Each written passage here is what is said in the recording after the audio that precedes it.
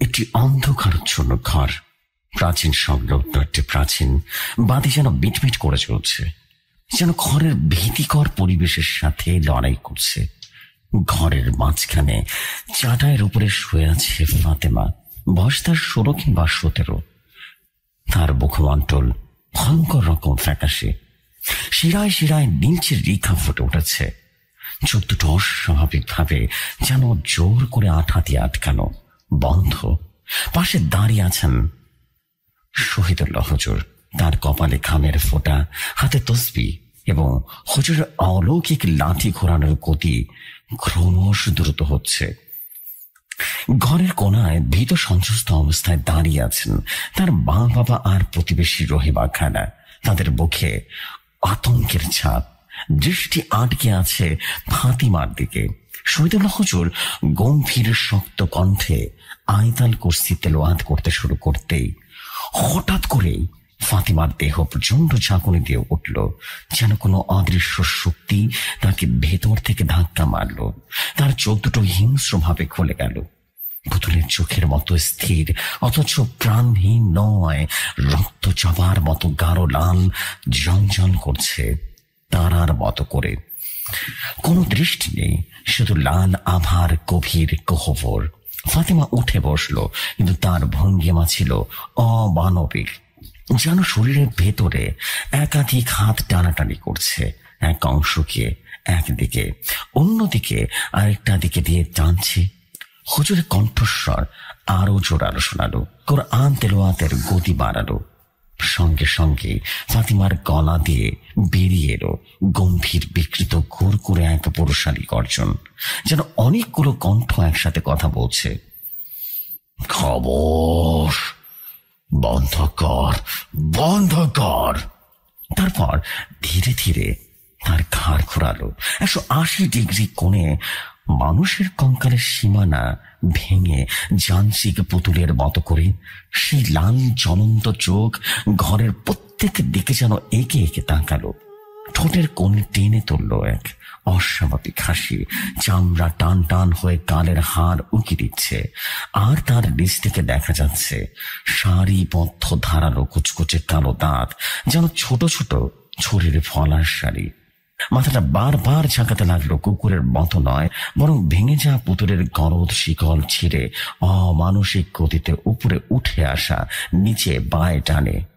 আমি ক্ষুধার্ত, সে যেন ফিসফিস করে বলল, কিন্তু সেই ফিসফিসানি যেন দূর থেকে একাধিক মানুষ বিকৃত চিৎকারের মিশ্রণের মতো লাগছিল। তার দৃষ্টি আটকে গেল রহিমা খালার উপরে। সেই দৃষ্টিতে যেন ছিল এমন এক নিষ্ঠুর ও মত্ত উল্লাস, যেন ক্ষুধার্ত বাঘ খাঁচায় ঢোকা শিকারের দিকে তাকিয়ে আছে, লালসায় জিহ্বা দিয়ে ঠোঁট চাটছে। শহীদুল্লাহ হুজুর কণ্ঠ এবার বজ্র কণ্ঠ হয়ে উঠল। বিসমিল্লাহির রহমানির রহিম। আল্লাহর নামে তুমি বের হয়ে আসো, দাপাক রূহ বের হয়ে আসো। হুজুরের কণ্ঠে বিসমিল্লাহ ধ্বনি হওয়া মাত্রই ফাতিমার দেহ থেকে জিনটি যেন বিদ্যুৎ স্পৃষ্ট হয়ে গর্জে উঠল, আমি যাব না, বের হব না এই দেহ থেকে। এই আত্মা এখন আমার। তার কালো দাঁতগুলো মিটমিট করা বাতির আলোয় বিষের মতো বিষাক্ত চকচক করে উঠল। মাথাটা আবারও সে অসম্ভব বাঁকে ঘুরে রহিমা খালার দিকে স্থির হয়ে গেল। রহিমা খালা চিৎকার করে উঠলেন, আঙ্গুল কাঁপতে কাঁপতে ফাতিমার দিকে তুলে বললেন, ও মা গো, ওর চোখে জল করছে, ওর চোখ আগুন জ্বলছে ওর চোখে। সত্যি ফাতিমার চোখে লাল আভা ঘনীভূত হয়ে গাঢ় লাল আঙ্গারে পরিণত হয়েছিল, যেন দুটি ক্ষুদ্র অগ্নিগিরির গহ্বর, ভেতরে উত্তপ্ত লাভা গড়াগড়ি করছে। শহীদুল্লাহ হুজুর ধীর পায়ে এক ধাপ এগিয়ে গিয়ে বললেন, তোমার নাম কি? নাপাক রূহ, আল্লাহর নামে বলছি, উত্তর দাও। ফাতিমার মুখ থেকে এবার বিকৃত হাসির ফাঁকি বেরিয়ে এলো। গলায় শিকল টানা ঘর্ষণে ভরা কণ্ঠ যেন ভাঙা কাঁচের উপরে হেঁটে চলেছে। আমি মালিক ইবনে হারব আল শায়তান, কারবালার যুদ্ধে যে রক্তের নদীতে স্নান করেছিলাম, অজাবর রক্তের স্রোতে স্নান করতে আমাকে ডাকা হয়েছে। আমার রক্ত লাভের রক্ত দে, আমার রক্ত দে। ঘরের বাতিগুলো হঠাৎ করে ভয়ঙ্কর শব্দে নিভে গেল। শুধু জানালা দিয়ে পড়ার চাঁদের নীলচে ঠান্ডা আলোয় ফাতিমার মুখের উপরে ওই অমানসিক হাসি আর কালো দাঁতের শাড়ি ভেসে উঠল, যেন মৃত্যুর নিজস্ব মুখোশ। সে হঠাৎ চাটাই ছেড়ে উঠে দাঁড়ালো। মাটি থেকে 1 ফুট উঁচুতে ভেসে উঠল। তার আঙ্গুলের ডোকগুলো হঠাৎ করে অস্বাভাবিক দ্রুততায় বেড়ে গেল, বাঁকানো ধারালো ছুরির ফলার মতো করে, যেন আলোয় দীপ্তমান। জিন ফাতিমা তার গলা বিদীর্ণ করে গর্জে উঠে বলল, তোমাদের রক্ত দাও, রক্ত দাও আমাকে, খোদা, আমার শতাব্দীর খোদা মিটাও। এই বলে সে জিন ফাতিমার শরীর নিয়ে একাধিক ভয়ঙ্কর ভাবে লাফ দিয়ে রহিমার খালার উপরে ঝাঁপিয়ে পড়বে। ঠিক এমন সময় হুজুরের কণ্ঠ যেন বর্জ্য নিঃসৃত হয়ে ধ্বনিত হলো, আউযুবিল্লাহি মিনাশ শাইতানির রাজিম।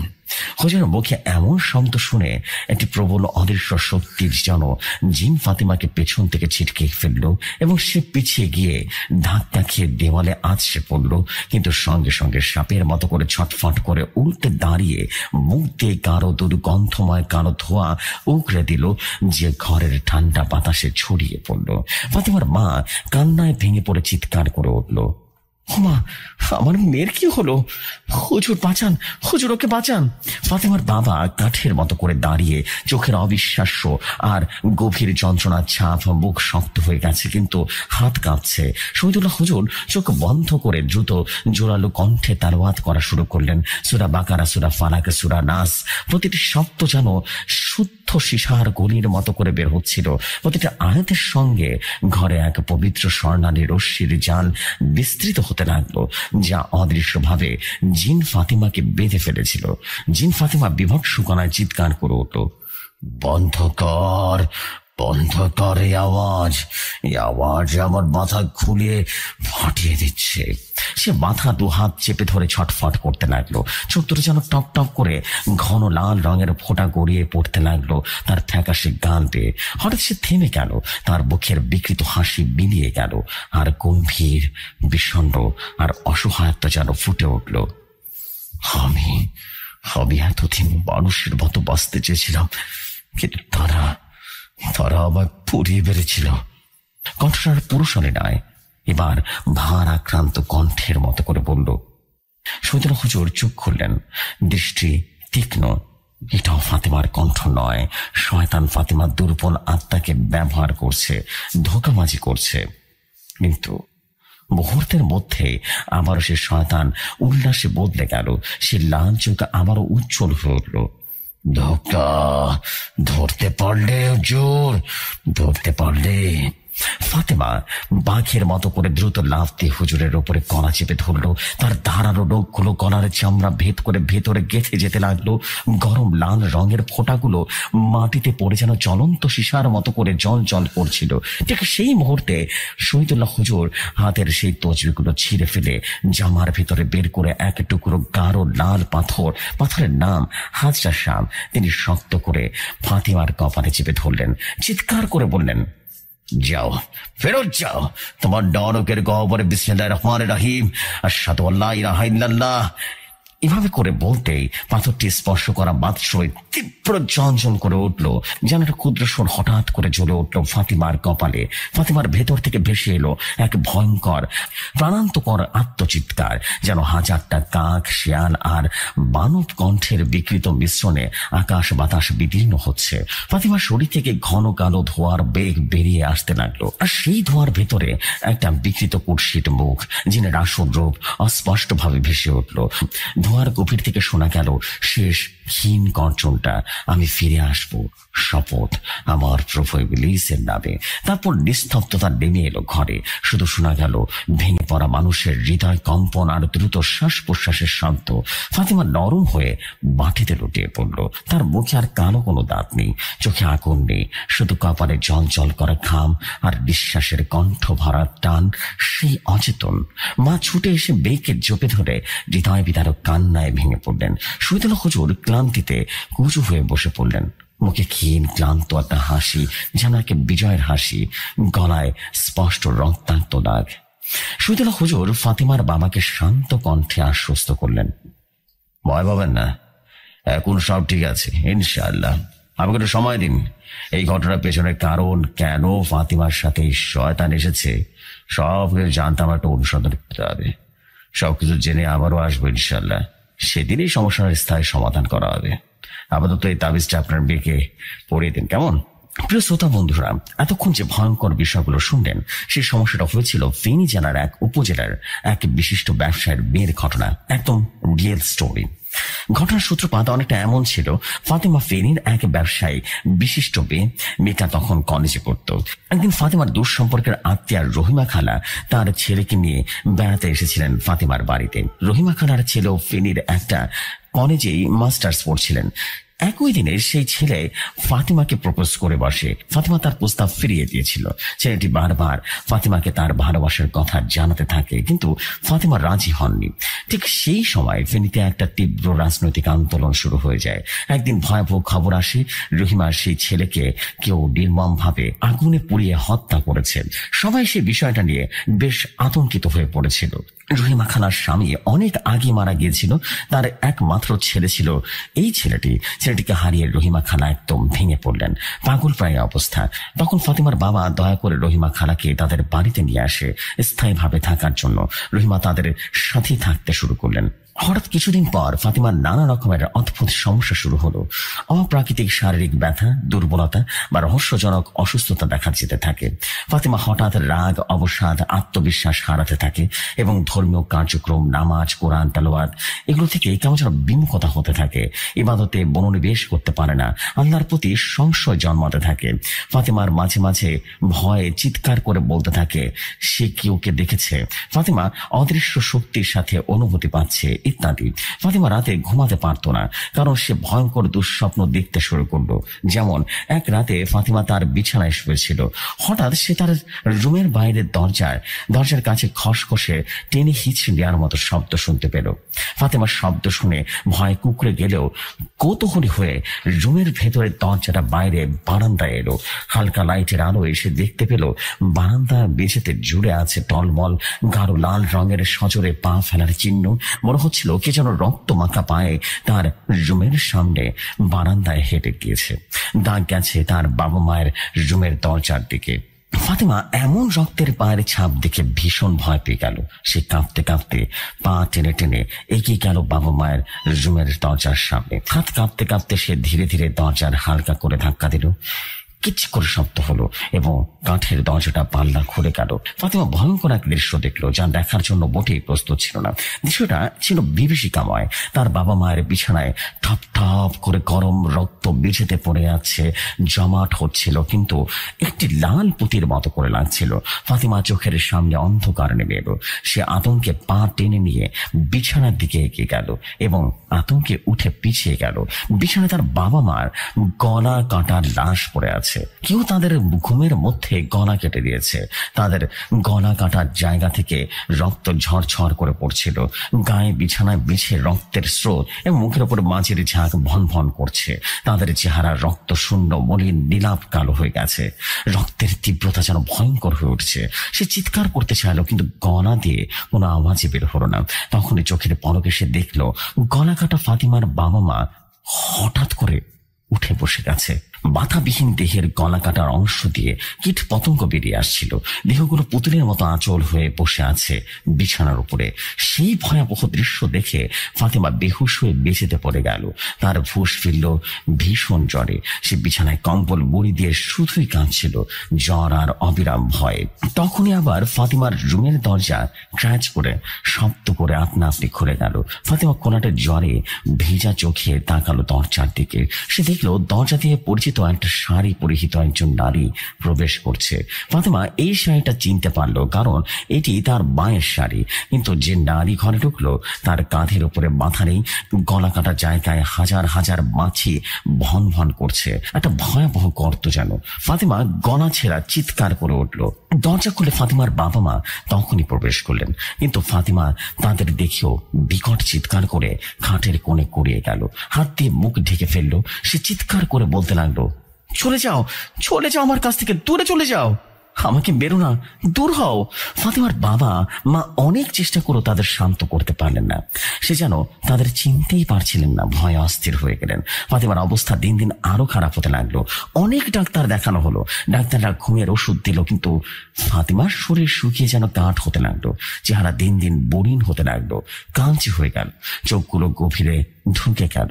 খাওয়া দাওয়া একদম বন্ধ হয়ে গেছিল, শুধু স্যালাইনের মাধ্যমে কোনো মতে প্রাণ টিকে রাখা হয়েছিল। ফাতেমার মা বাবা আদরের এক মাত্র মেয়ের এমন করুণ দশা দেখে পাগল প্রায় হয়ে গেলেন। ফাতেমার রাতে ঘুমের মধ্যে অনবরত গলা ছেঁড়া চিৎকার করে উঠত। সে বলতে থাকতো, কালো পোশাক পরা, মুখ ঢাকা কিছু একটা লোক তাকে টেনে ধরেছে, গলা কাটবে বলে। সে নিজের গলায় হাত দিয়ে রক্ত বন্ধ করার চেষ্টা করার মতো করে হাত চালাতো। দেখে মনে হতো ফাতেমার গলা কেটে গিয়েছে। সে তার হাতে দিয়ে কাটা স্থানে রক্ত পড়া বন্ধ করার চেষ্টা করছে। ফাতেমার দেওয়াল থেকে পিস পিস করে শব্দ শোনা যেত। ফাতেমা এক প্রকার পাগল হয়ে গিয়েছিল এই শব্দে। একদিন সে নিজের ওড়নাতে নিজে গলায় ফাঁস দাগিয়ে দিতে চাইছিল। সৌভাগ্যক্রমে ঠিক সেই সময় ফাতেমার মা এসে তাকে দেখে ফেলেন, তাড়াতাড়ি ওড়নাটা কেটে ফেলেন। ফাতেমা যেন একটা জীবন্ত লাশে পরিণত হয়েছিল। ঠিক তখনই ফাতেমার এক চাচা শহীদুল্লাহ হুজুরের কথা ফাতেমার বাবাকে মনে করিয়ে দেন। ফাতেমার বাবা হুজুরের সাথে যোগাযোগ করেন। শহীদুল্লাহ হুজুর এসে ফাতেমাকে দেখলেন। তিনি ফাতেমার সাথে কি করেছেন তা বুঝতে একটা রুকা সেশন করেছিলেন। তখনই তিনি এই শয়তান আমালেক ইবনে হারব আল শয়তান এর উপস্থিতি জানতে পারেন। শহীদুল্লাহ হুজুর ফাতেমার বাবার সাথে আরো অনেক গোপন এবং গুরুত্বপূর্ণ কথা বলেছিলেন। সেসব কথা গল্পের অনেক বড় হয়ে যাবে, তাই সব কথা বাদ দিলাম এবং ফাতেমার সমস্যা আরো জটিল হচ্ছিল। এখন জানতে পারবেন এরপর শহীদুল্লাহ হুজুর আর কি কি করেছিলেন, কিভাবে তিনি এই সমস্যার সমাধান করেছিলেন, কে বা কি ছিল ফাতেমার এই করুণ অবস্থার জন্য দায়ী। শহীদুল্লাহ হুজুর চলে আসার পরের দিনের ঘটনা। ফাতেমার বাড়ির উঠোন, সন্ধ্যায় আজানের ধ্বনি ভেসে আসছে। ফাতেমার দুর্বল শরীরে বারান্দায় বসে আছে, চোখের নিচে গভীর কালি, হাতে শক্ত করে চেপে ধরা শহীদুল্লাহ হুজুরের দেওয়া সে তাবিজ। তার মা ভেতরে দোয়া পড়ছেন। হঠাৎ ঝড়ো হওয়ায় তাবিজটা তার হাত থেকে ছিটকে পড়ল। সঙ্গে সঙ্গে ফাতেমার কানে এক বিষাক্ত ফিসফিসান ভেসে এলো, রক্ত, শোধ নেওয়া হবে। ফাতেমা চিৎকার করে উঠতে যেতে চুপ একটা বড় শীতল হাত তার মুখ চেপে ধরলো। রহিমা খালা পিছনে দাঁড়িয়ে আছে, কিন্তু তার চোখ দুটো অস্বাভাবিক সাদা, যেমন ছিল জিন পজিশনের দিন ফাতিমার চোখ। ফাতিমা আতঙ্কে বললেন, খালা আপনি? রহিমা জিনের কণ্ঠ ক্লান্তিহীন গর্জন, তোদের হুজুর আমাকে দেহ থেকে তাড়িয়েছিল, কিন্তু এই বুড়ির দেহে ঢুকতে 1 সেকেন্ড সময় লাগেনি আমার। সে হঠাৎ করে ফাতেমার গালে নখ বসিয়ে দিল। রক্তের স্রোত গড়িয়ে পড়ল।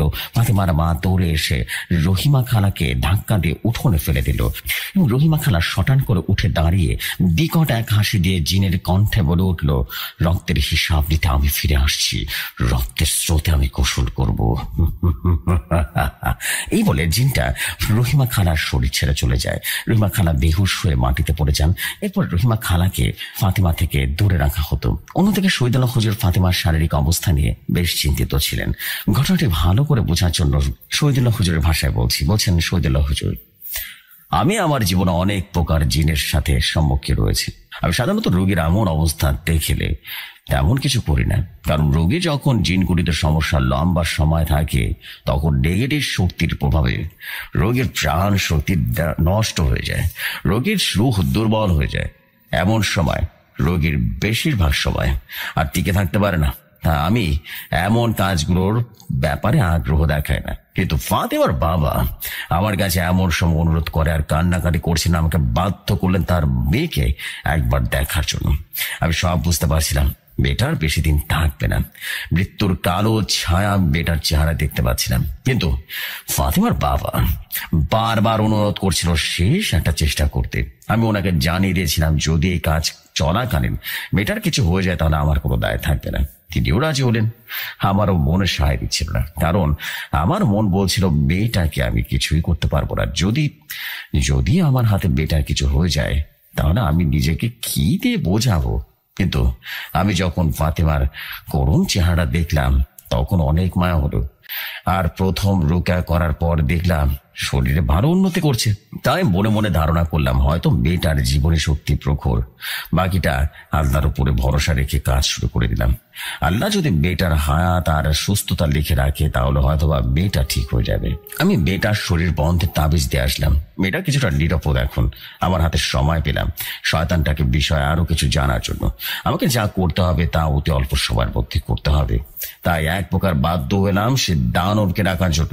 আমি সাধারণত দানবকে স্মরণ করি না। যখন থেকে আমি দানবের হিংস্র স্বভাব আর রাগান্বিত অবস্থা আর ধ্বংসযজ্ঞের কথা জানতে পেরেছি তখন থেকে আমি ডাকি না তাকে। কিন্তু আমার হাতে উপায়ও ছিল না ওকে ছাড়া। আমি বেশ কিছু ইস্তেগফার করছিলাম।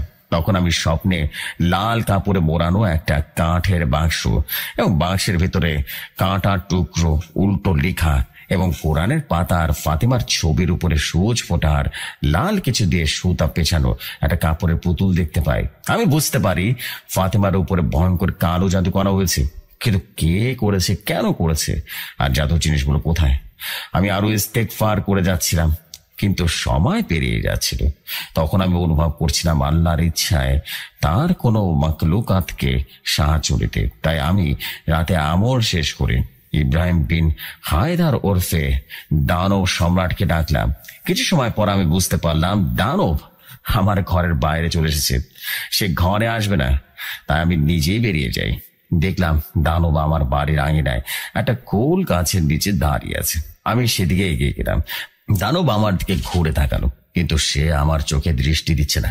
আমি তাকে ফাতেমার বিষয় জানালাম এবং হচ্ছেটা কি খবর নিতে বললাম। আমি দানবকে নিষেধ করলাম কোনো প্রকার আক্রমণ করতে না, শুধু খোঁজ খবর নিতে। দানব নিচু স্বরে সালাম দিয়ে বাতাসে মিশে গেল।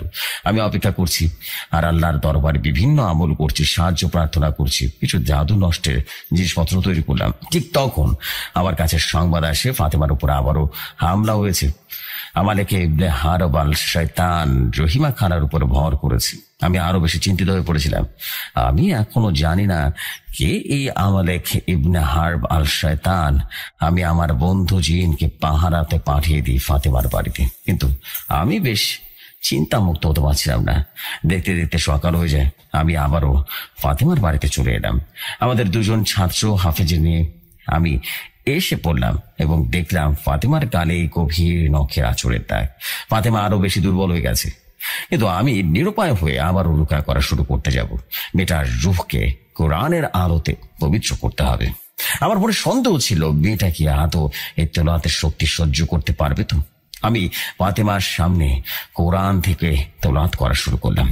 আমার ছাত্ররা আমার সঙ্গে তেলাওয়াত করতে শুরু করতে হাজির হলো। আমালেক ইবনে আল শয়তান ভয়ঙ্কর রূপ ধারণ করে ঘরে প্রবেশ করলো। তার চোখ দুটো অগ্নিগিরির মতো জ্বলছিল। শরীর থেকে কালো ধোঁয়া বের হয়ে আসছিল। প্রচন্ড গর্জন করে ওঠা আর বলল, থামো, নিষিদ্ধ তেলাওয়াত এখন বন্ধ করো। তোরা কি ভেবেছিস তোরা আমাকে বের করে দিবি? পারবি না। সে এক বিকৃত হাত বাড়িয়ে ফাতেমার উপরে রীতিমতো ছুড়ে গেল, কিন্তু কোরআনের আয়াতের শক্তির সামনে শয়তান পিছিয়ে গেল। সে আরো ক্ষিপ্ত হয়ে আমার উপরে ঝাঁপিয়ে পড়ার ভান করে চিৎকার করে বলল, তোমাকে ছেড়ে দাও, না হলে বেটাকে শেষ করে দেব, তার টুকরো টুকরো করে ছেড়ে ফেলবো। সে ঘরের আসবাবপত্র একেবারে উল্টে ফেলতে লাগলো। জানালার কাঁচ ভেঙে টুকরো টুকরো হয়ে গেল। তারপর আমাদের ইবনে আল শয়তান তার লাল চোখ দুটো আমার দিকে ফিরিয়ে একেবারে কানে কানে যেন বিষাক্ত শীষ দিতে দিতে গর্জন করে বলল, শুনে রাখো শহীদুল্লাহ, তুমি যদি তেলাওয়াত বন্ধ না করো তোমাকে তো শেষ করবোই, সাথে তোমার নাম পিতৃধুলা বেশি দিব।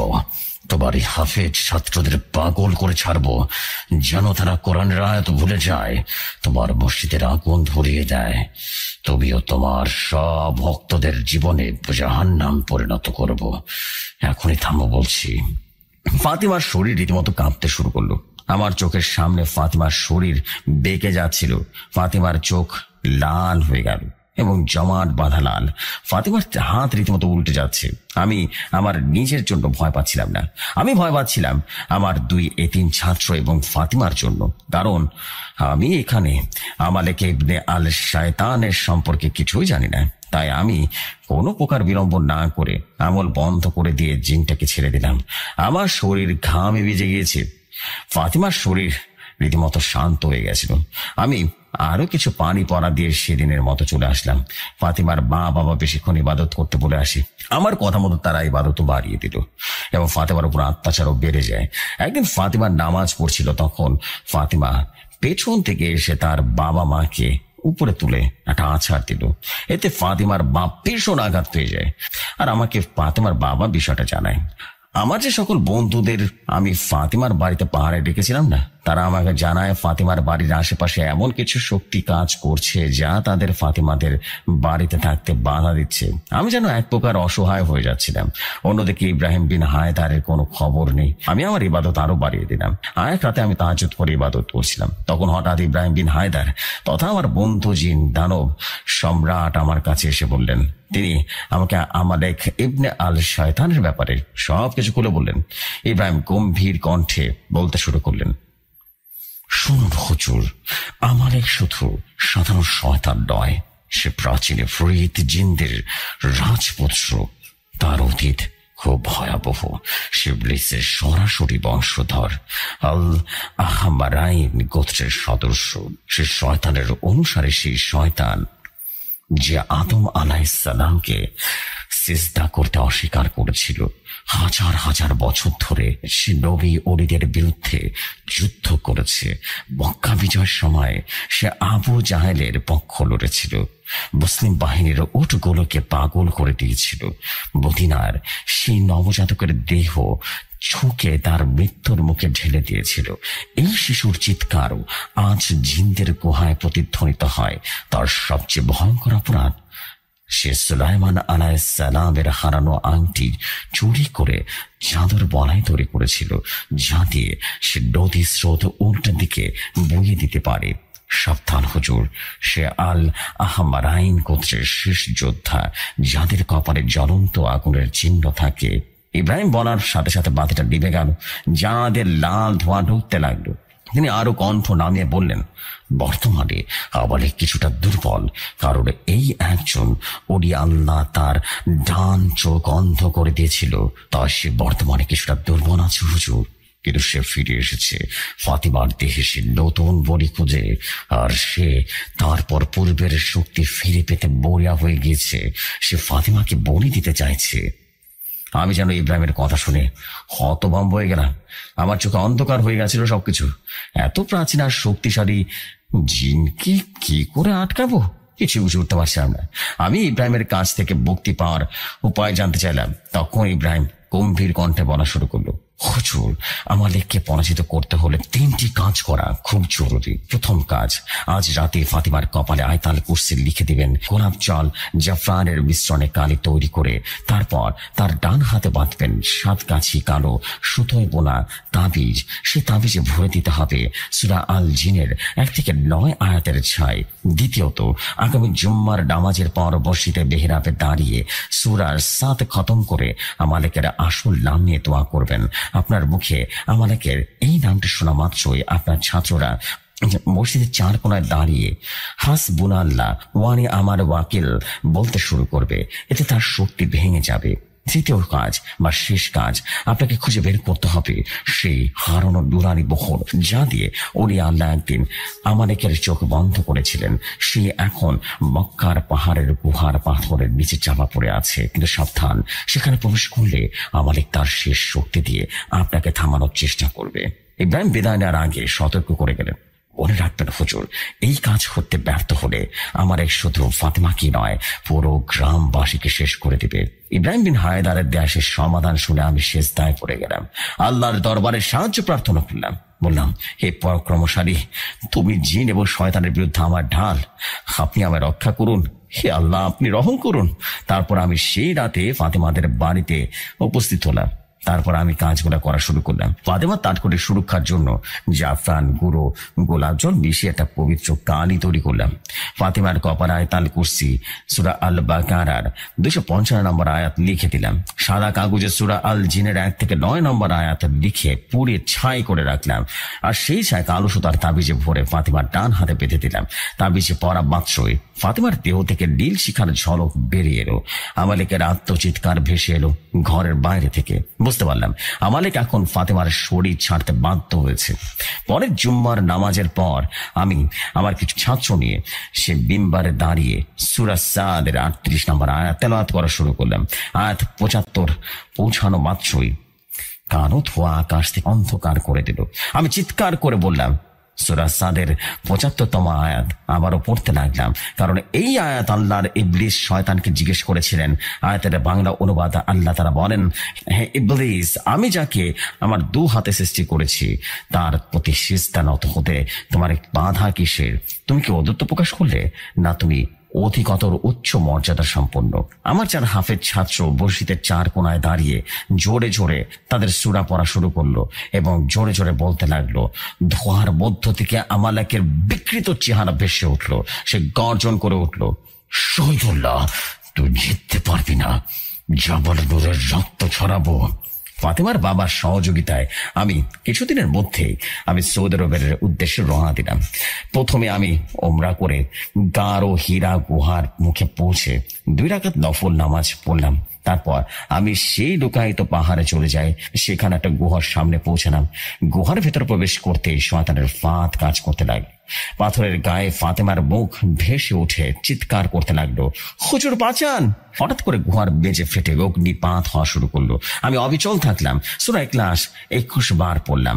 আগুনের দিকে রীতিমতো ফু দিতে নীল পদ্ম ফুলে পরিণত হলো। শেষ প্রান্তে একটা রূপালী কৌটা দেখতে পেয়ে তা খুলে ফেললাম। ভেতরে ছিল হীরা খচিত নুরানি বহর, যার গায়ে আরবিতে লেখা, লা হাওলা ওয়ালা কুওয়াতা ইল্লা বিল্লাহ। মুহূর্তে স্পর্শ করতে সারা গুহা নূরের সমুদ্রে রীতিমতো ভরে গেল। আমি অনুভব করলাম এবার আমালেকের চোখের জাদুর বলে ভাঙার সময় হয়ে এসেছে। কিন্তু হঠাৎ গুহার ছাদ থেকে বিশাল পাথর খসে পড়লো। আমালেকের শেষ শক্তি দিয়ে আঘাত করেছে। আমি মুহূর্তে উঁচু করে সেজদায় পড়ে গেলাম। ইয়া রহমান, ইয়া রহমান, এ নূর তোমারই দান। আমালেকের অন্ধকার দূর করো, আমাদের ক্ষমা করো এবং আমাদের সাহায্য করো শয়তানের বিরুদ্ধে।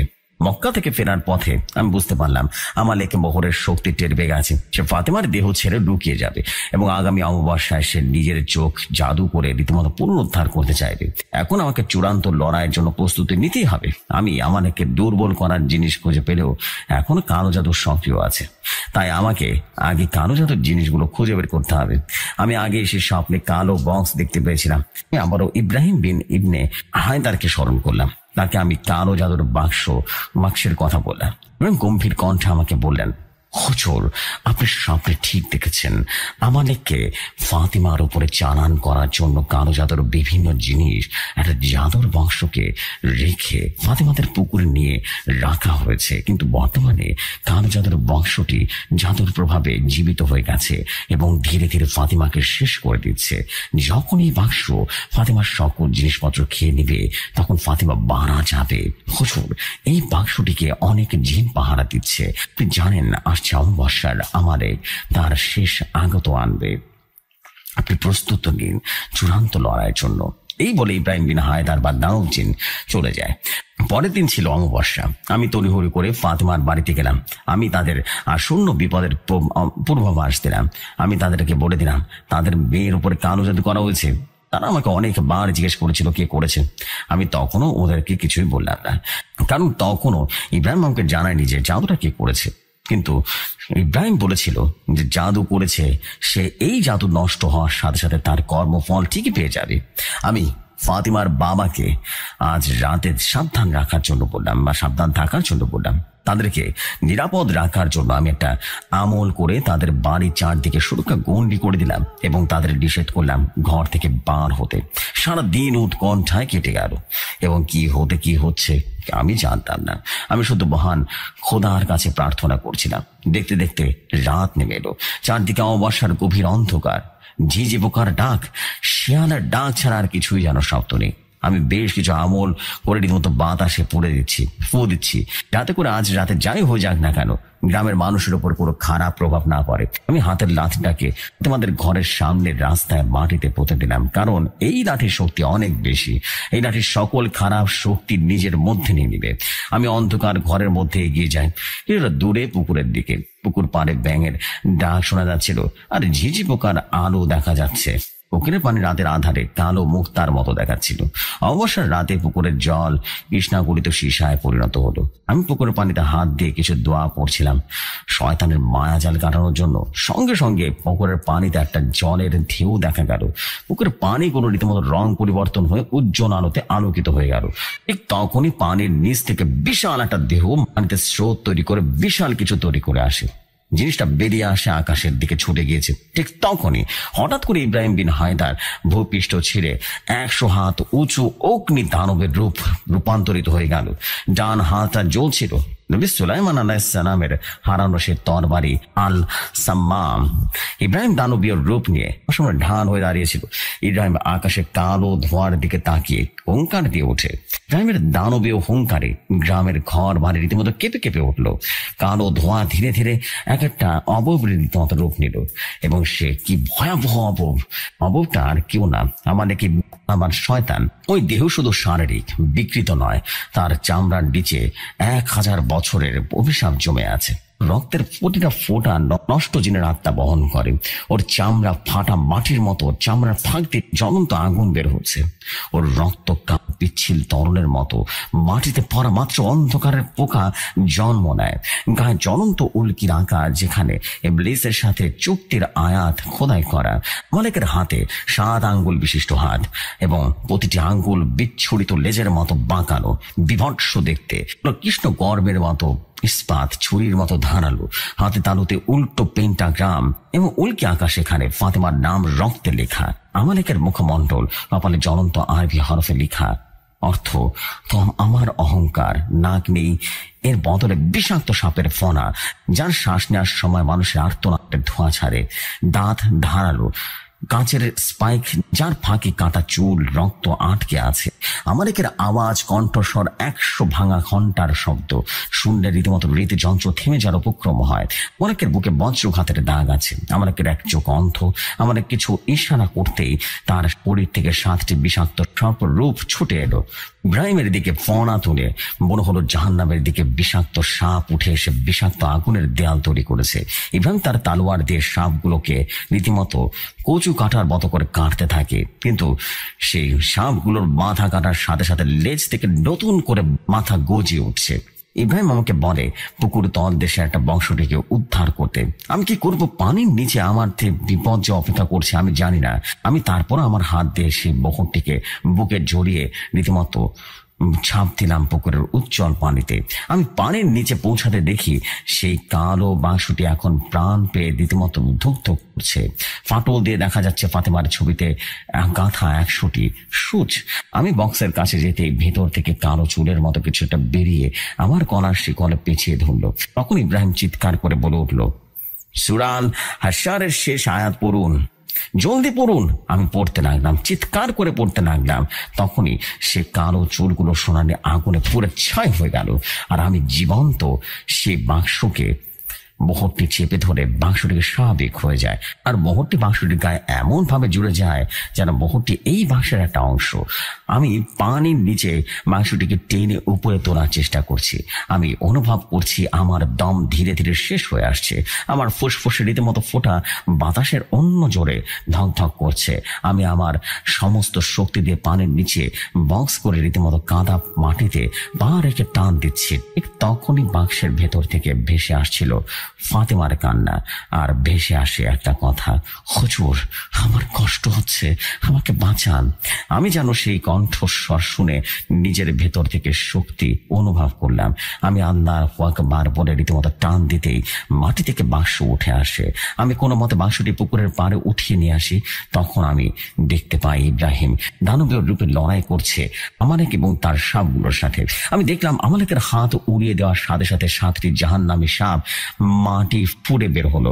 প্রতিটি দৈর্ঘ্য 10 গজ, চোখ জল জল করছিল গলিত সীসার আলোয়। তাদের নাম ডাকতে আমালেকে গর্জে উঠল, ভাঙো ইব্রাহিমের হাড়, ভাঙো, পিষে ফেলো তার নীল রক্ত। একটি সাপ মাটি গড়িয়ে কফিনের গর্ত তৈরি করে, এবং আরেকটা সাপ লেজের আঘাতে অন্ধকারের কাঁটা তার চাবুকের মতো আঘাত করে ইব্রাহিমকে। একটা সাপ এক নিঃশ্বাসে সবকিছু পাথর করে দিচ্ছিল। এক বিভৎস অবস্থা, বিভীষিকাময় অবস্থা শুরু হলো। এমন করে একটি সাপ এক এক রকম ভাবে আঘাত করে যাচ্ছে। কোন সাপ রক্ত বৃষ্টি করছে, কোন সাপ সবকিছু গুড়িয়ে দিচ্ছে, কোন সাপ কঠিন গরম তাপ উৎপন্ন করছে, যা ইব্রাহিমকে কঠিন ভাবে আক্রমণ করছে। ইব্রাহিম একাই লড়াই করে যাচ্ছে সকল আক্রমণের বিরুদ্ধে। প্রথমে মাটি গড়িয়ে তাকে গ্রাস করতে এগুতেই ইব্রাহিমের তরবারি আল্লাহ সামাম ঝলসে উঠল, সাপটিকে দুই টুকরো করে ফেললো। শালুকা এবং দাহক তাপ আসতে ইব্রাহিম মাটিতে লুটিয়ে পড়লো, সিজদা দিলেন। সিজদার স্থান থেকে বরফের প্রাচীর গজালো, আগুন নিভে গেল। সাপের লেজের কাঁটা তারে তার পায়ে জড়াতে ইব্রাহিম চিৎকার করে বলল, ইয়া কাহার! এই বলে তালোয়ারের দিকে কাঁটাতারের আঘাত করতে কাঁটাতার ধুলোয় পরিণত হলো। আর একটা সাপ পাথর বানানো শ্বাস ছাড়তে ইব্রাহিম নিজের বুকে ঘা মেরে নীল রক্তে উগড়ে দিল। রক্ত আয়নার প্রাচীর বানিয়ে শ্বাস প্রতিফলিত করে সাপটিকে পাথর বানিয়ে দিল। শেষে দুটি সাপ একসাথে ঝাঁপ দিল ইব্রাহিমের ওপরে। ইব্রাহিম তালোয়ার আল সামাম মাটিতে গেঁথে দিলেন। সুলাইমানের নূরের বিস্ফোরণ হলো, বুম করে শব্দ হলো, আর দুই সাপ ভস্মীভূত হয়ে গেল। 7টি সাপ বাতাসে মিশে যায়। আমাদের চূড়ান্ত আক্রমণ করতে নিজেই 100 ফুট বিষাক্ত কোবরা সাপে পরিণত হলো। বিভৎস এক কোবরা সাপ হয়ে গেল। ইব্রাহিম লাফিয়ে বাতাসের সাথে মিশে তার মুখের ভেতরে ঢুকলেন। ভেতর থেকে ধ্বনি এলো, ইয়া জব্বারের শয়তানের পেট ফাটিয়ে দাও। সাপটির পেটের ভেতরে চামড়ার উপর দিয়ে একটা উজ্জ্বল আলো দেখা দিল। সাপটি বিশাল মাথা আকাশের দিকে উঠিয়ে নিয়ে গেল। আলো আরো বাড়তে লাগলো। মনে হচ্ছিল সাপটি পেটের ভেতর থেকে বিস্ফোরণ সৃষ্টি হচ্ছে। ঠিক তখনই পেট ফেটে সাদা আলো ছড়িয়ে পড়লো চারিদিকে। আমার দেহ টুকরো টুকরো হয়ে আকাশে ছড়িয়ে পড়লো। টুকরোগুলো মাটিতে পড়তেই অনেকগুলো কৃষ্ণবর্ণ পিঁপড়া পরিণত হলো। পিঁপড়াগুলো জমিন খুঁড়ে ভেতরে প্রবেশ করতে থাকে। তখন যখন ইব্রাহিম আমালেকের পেটের ভেতরে প্রবেশ করে, তার পেটের ভেতরে আলো বিস্ফোরিত হয়ে সৃষ্টি করছে। ঠিক তখনই বাক্সের ভেতর থেকে কালো জাদুর পুতুলটা ঝুমঝুম করে শব্দ করে পানির ভেতরে ডুবিয়ে পুরো পিন উঠিয়ে ছুঁড়ে মারলাম আমালেক রূপী সেই সাপের দিকে। পুতুলটা উঠে গিয়ে মিশে যায় সাপটার শরীরের ভেতরে। ঠিক তারপর বিশাল আলোয় বিস্ফোরিত হয়ে আমাদেরকে শরীর পিপিলিকার রূপ নিয়ে মাটিতে মিশে যায়। ইব্রাহিম দাঁড়িয়ে রইলেন ক্ষত বিক্ষত কিন্তু অপরাজিত। তার ক্ষত স্থান থেকে নীল আলোর রক্ত ঝরতে লাগলো। ইব্রাহিম আমার দিকে এগিয়ে আসলো, আমাকে বলল, শয়তান এখন মাটিতে মিশে গেছে। আমি আজ থেকে পাহারায় থাকবো। যদি শয়তান আবারও ফিরে আসে তাহলে তার সামনে আমি মানব জাতির ঢাল হিসেবে দাঁড়িয়ে থাকবো। আমি অশ্রুসিক্ত চোখে ইব্রাহিমের ক্ষত বিক্ষত শরীরটার দিকে তাকালাম। আমি কিছু বলতে যাবো, ঠিক তখনই আমি ফাতিমার ঘরের মধ্যে থেকে কান্নার আওয়াজ শুনতে পেলাম। আমি ভয়ে শিহরিত হয়ে যায়। আমার মনে তখন খারাপ কিছু হওয়ার আশঙ্কা দেখা গেল। তাহলে কি বেটা এত বড় তখন নিতে না পেরে শেষ নিঃশ্বাস ত্যাগ করলো? আমি দৌড়ে গিয়ে রীতিমতো দেখলাম ফাতিমার খাটের উপরে রক্ত বমি করছে আর পড়েছে। আর ফাতিমার বাবা কান্না করতে করতে বলল, হুজুর এতক্ষণ তো দুমড়ে মুচড়ে যাচ্ছিল সাপের মতো করে। ওকে দেখে মনে হচ্ছিল কেউ ফাতিমাকে অনেক আঘাত করছে। ফাতিমার চোখ মুখ দিয়ে ফেনা বেরোচ্ছিল, ফাতিমার চোখ উল্টে যাচ্ছিল, ফাতিমা তার হাত পা অনবরত আঘাত করছিল। আমরা অনেক কষ্টে ফাতিমার বিছানার সাথে ওকে চেপে ধরেছিলাম। মেয়ের এমন কষ্ট দেখে কি সহ্য করতে পারে বলুন? তারপর ওর মন শক্ত করে মেয়েটাকে ধরে রেখেছিলাম, কিন্তু হঠাৎ করে মেয়েটা রক্ত বমি করা শুরু করলো। তারপর মেয়েটার নাক মুখ দিয়ে রক্ত চলে আসে। তারপর মেয়েটাকে একদম শান্ত হয়ে বিছানায় পড়ে যায়। এখন মেয়েটার তো কোনো নিঃশ্বাসই নিচ্ছে না। এই বলে ফাতেমার বাবা মা কান্নাকাটি করা শুরু করলো। ফাতেমার মা মেয়ের নিথর শরীর ধরে কান্না করলো আর মা মা বলে ডাকছিল। আমার চোখের কোণে পানি চলে এলো। নিথর হয়ে থাকা শরীরটার দিকে তাকালাম। আমি মনে মনে খুব কষ্ট পাচ্ছিলাম। এত কিছু করার পরও মেয়েটাকে বাঁচাতে পারলাম না। আমি এসে দাঁড়ালাম মেয়েটার নিথর শরীরটার সামনে। মেয়েটা অসীম কষ্টের পর শান্তির ঘুম ঘুমাচ্ছে। এই কেমন শান্তির ঘুম! আর যে ভাঙবে না এই ঘুম। আর কেউ কষ্ট দিতে পারবে না এই নিষ্পাপ মেয়েটার শরীরটাকে। এসব চিন্তা করছিলাম তখন ইব্রাহিম একটা হালকা শীতল বাতাসের উপেসে আমার হাত ধরে বেটার মাথায় কপালের উপরে হাত রেখে কি সব যেন দোয়া পড়তে শুরু করলো। কিছু সময় পর বেটার কপালে হালকা সাদা আলো জ্বলে উঠলো এবং বেটা নিঃশ্বাস নিতে শুরু করলো। আমি বেটার পাশে বসে পড়ি। মেয়েটা তার মাকে মা বলে ডেকে উঠলো। ফাতেমার মা চোখ মুছে রীতিমতো জড়িয়ে ধরলো ফাতেমাকে। ফাতেমা কি হয়েছে বুঝতে না পেরে সবার দিকে তাকালো। আমি ফাতেমাকে জিজ্ঞেস করলাম, এখন কেমন লাগছে মা? তখন ফাতেমা স্বাভাবিক দুর্বল কণ্ঠে বলল, হুজুর, আমি এক অন্ধকার জায়গায় ছিলাম, সেখানে কোনো মানুষ ছিল না। সব সময় সেখানে কেমন যেন একটা গুনগুন আওয়াজ শোনা যায়। একটা বিশাল সাপ আমাকে অনেক কষ্ট দিচ্ছিল, কিন্তু হঠাৎ হঠাৎ একজন বিশাল দেহে দানবীয় মানুষ আমাকে বলে, তোমার এখনো সময় হয়নি, তুমি ফিরে যাও। এই কথা বলার পর একটা আলো আসে সে অন্ধকার জায়গায়। আমি সে আলোর দিকে যাই। তারপর আমি আপনাদেরকে দেখছি। আমি পেছনে তাকিয়ে দেখলাম ইব্রাহিম বিন হায়দার ঘর থেকে বেরিয়ে গেল। কিন্তু অন্যদিকে খবর পেলাম ইব্রাহিমের সেই রহিমা খালার মৃতদেহ পাওয়া যায় সেই পুকুর পানিতে 3 দিন পর। সেদিন আমি শিখলাম যে শয়তান নিজের অহংকারে নিজেকে ধ্বংস করে। তার চেয়ে বড় শিক্ষা পৃথিবীতে নেই। আর ইব্রাহিম, সে এখন এই গ্রামের অদৃশ্য প্রহরী। যে দানব কখনো ঘুমায় না। আজও ফাতেমাদের পুকুরের সন্ধ্যার সময় সূরা আল জিনের তেলাওয়াত করা হয়। ইব্রাহিম তথা দানব এখন অদৃশ্য হয়ে শুনে সে কোরআন তেলাওয়াত। এই গল্পে আপনাদের মনে একটা প্রশ্ন আসতেই পারে। আমি চেষ্টা করেছি সকল প্রশ্নের উত্তর দেওয়ার। যেমন রহিমা খালাকে কে মারলো? উত্তর, আসলে ফাতেমার উপরে কালো জাদুটা করেছিল রহিমা খালা। কিন্তু কেন? আমি বলেছিলাম ফাতেমার বাবা হুজুরকে কিছু গোপন কথা বলেছিলেন। আমি সব কিছু জানি না, কিন্তু যতটুকু জানতে পারি রহিমা খালার ছেলে একটা রাজনৈতিক দলের সাথে যুক্ত ছিল।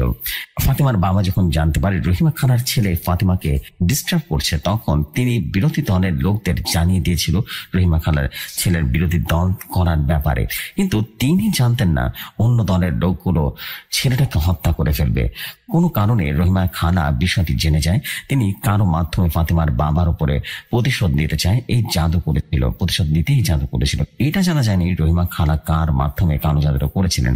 এই রহস্য রহিমা খালার সাথে হারিয়ে যায়। আর যদি কোনো প্রশ্ন থাকে তাহলে কমেন্ট করবেন, আমি উত্তর দিতে চেষ্টা করবো। ওকে জেফরি ভাই, আজকের মতো এখানে বিদায় নিচ্ছি। আসসালামু আলাইকুম। আমি জাহিদুল ইসলাম কাতার থেকে বলছিলাম।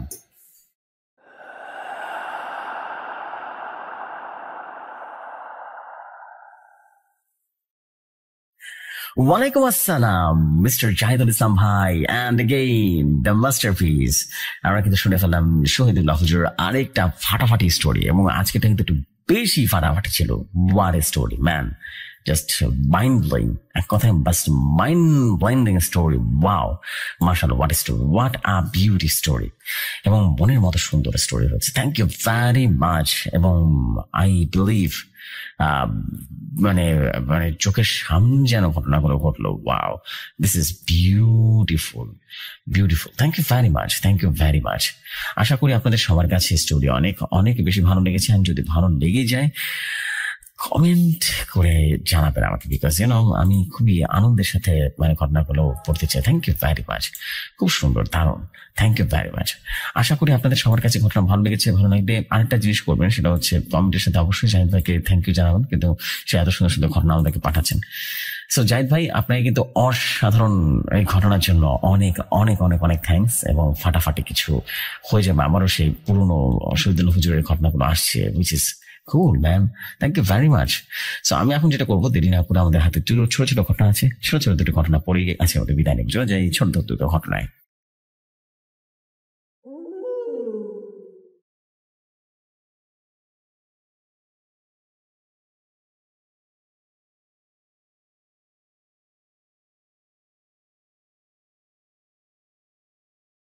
যেভাবে লেখা আছে আমি ঠিক সেভাবে পড়ছি। আসসালামু আলাইকুম জসিম ভাই, আমার নাম মোহাম্মদ কামরুল ইসলাম। আমার বাড়ি শেরপুর জেলা, গ্রামের নাম পোড়াগাঁও। আমি প্রথম হতে কথায় কোনো ঘটনা পাঠাচ্ছি। এই ঘটনাটি তুলে ধরছি সুমধুর কণ্ঠে। আশা করি ঘটনাটি পড়ে শোনাবেন। আজকে ঘটনাটি বলবো যেটা আমার দাদুর কাছ থেকে। এটা কোনো ঘটনা নয়, গল্প নয়, আমি নিজে চোখে দেখেছি এবং নিজেই এই ঘটনার সাক্ষী। চলুন ঘটনায় প্রবেশ করি। সময়টা ছিল 1983 সালের এক শ্রাবণের দিন। তখন মাঠে ধান কাটা হচ্ছিল। আকাশ ছিল মেঘলা, তবে বৃষ্টি হয়নি। দাদার বয়স তখন 20-এর কোঠায়। তিনি তার বন্ধু মিলে পাশের গ্রামে পটাশপুর গিয়েছিল আত্মীয়ের বাড়িতে। ফেরার পথে সময়টা ছিল ভর দুপুরবেলা, বেলা আনুমানিক 1টা। সময় বলতো এই সময়টা নাকি ভয়ের সময়, জিন ভূতের চলাচল অনেক বেড়ে যায়, আর যাদের ভাগ্যে থাকে তা শুধু তারাই দেখে। তবে 3 বন্ধু তা পাত্তা দেয়নি। রোদটা ছিল অদ্ভুত, তেমন কোনো গরম ছিল না, বরং হালকা হিম শীতল ছিল। বাতাসও ছিল না এক ফোঁটাও। পথে একটা পুরনো শ্মশান ঘাট পড়ে। সেখানে আগে এক সময় হিন্দু মুসলিম উভয় দাহ কবর করত। দাদা বলেন, যখন আমরা শ্মশানে পার হচ্ছিলাম, একটা খুব সুন্দর গানের সুর ভেসে এলো। একটা নারী কণ্ঠ যেন খুব বিষাদময় একটা গান গাইছে। আমরা 3 বন্ধু থমকে দাঁড়ালাম। শ্মশানের একটা কোনায় গিয়ে চুপ পড়ে।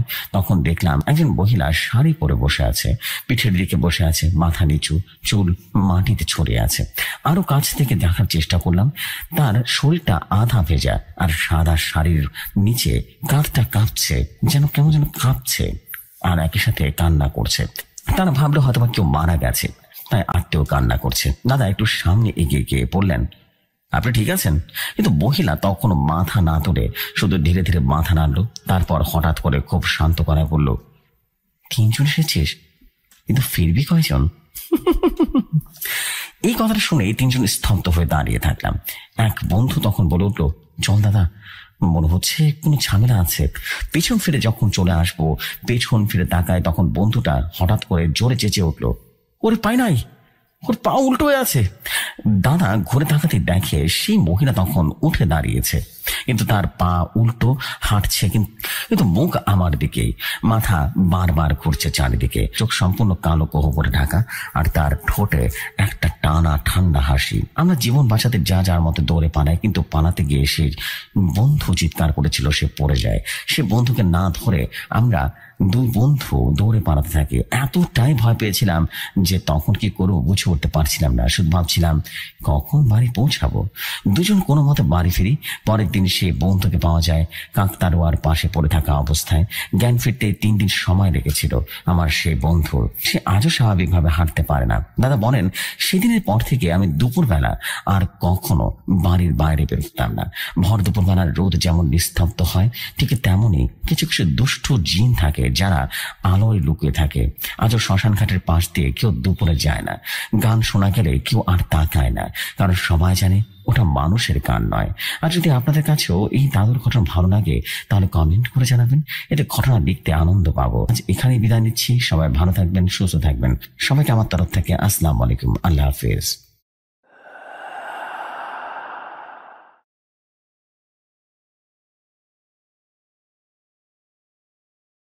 Walaikum Assalam, and thank you very much for a beautiful story.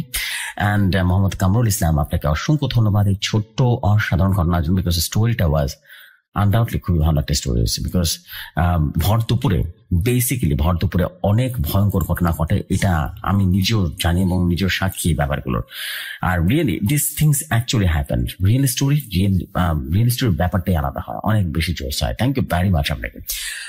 And আপনার কাছে যদি এরকম আরো বেশি স্টোরি থাকে, আপনি আর একটু গুছিয়ে লিখবেন, ঠান্ডা মাথায় লিখবেন, আর একটু গাঢ় করে লিখবেন, আর একটু বড় করে লিখবেন। বিকজ আমি চাই যে লং স্টোরি সবসময় শেয়ার হয় এখানে ভৌতিক কথায়, লং স্টোরিগুলো সবচেয়ে বেশি প্রাধান্য পায় আর কি। সো একটু লম্বা করে লিখলে আর একটু ডিটেল থাকলে মানুষ শুনতে আনন্দ পায় আর কি। সো এনিওয়েজ, আমরা চলে যাচ্ছি আমাদের আজকের এপিসোডের সর্বশেষ ঘটনায়।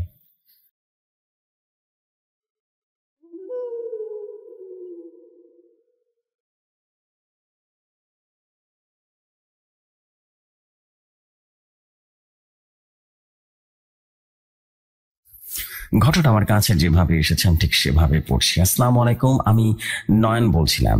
আমার একটা ঘটনা শেয়ার করব আজকে আপনাদের মাঝে। চলুন সরাসরি ঘটনায় চলে যাই। আমি শান্ত, একটু ভীতু প্রকৃতির ছেলে। গ্রামের পুরনো বিশাল এক বাড়িতে আমি আমার দাদুর সাথে থাকতাম। বাড়িটা দিনের বেলা তো কেমন যেন গাছ ছমছমে পরিবেশ তৈরি করতো। চারপাশে ঝোপঝাড় আর পুরনো গাছপালা যেন এক রহস্যময় জগৎ। একদিন গভীর রাতে আমার ঘুম ভেঙে যায়, দেখি আমার ঘর থরথর করে কাঁপছে। ভয় আমার বুক ধরফর করতে লাগলো। প্রথমে ভেবেছিলাম হয়তো ভূমিকম্প, কিন্তু আশেপাশে কোনো শব্দ নেই। হঠাৎ আমি দেখলাম ঘরের কোণে একটা আবছা ছায়া মূর্তি। ভয় চিৎকার করতে গিয়েও পারলাম না, গলা শুকিয়ে কাঠ হয়ে গেল। ছায়ামূর্তিটা ধীরে ধীরে স্পষ্ট হতে শুরু করলো। একটা বৃদ্ধ মহিলার অপর, পরনের সাদা শাড়ি, এলোমেলো চুল, তার চোখ দুটো যেন জ্বলছে। আমি কোনো মতে নিজের সামনে নিয়ে দাদুকে ডাকতে দৌড়ে দিলাম। দাদু এসে ঘটনা শুনে প্রথমে বিশ্বাস করতে চাননি, কিন্তু যখন নিজের চোখে সে ছায়ামূর্তিকে দেখলেন, তখন তিনি ভয় চুপ হয়ে গেলেন। সেই রাতের পর থেকে বাড়িতে অদ্ভুত ঘটনা ঘটতে শুরু করলো।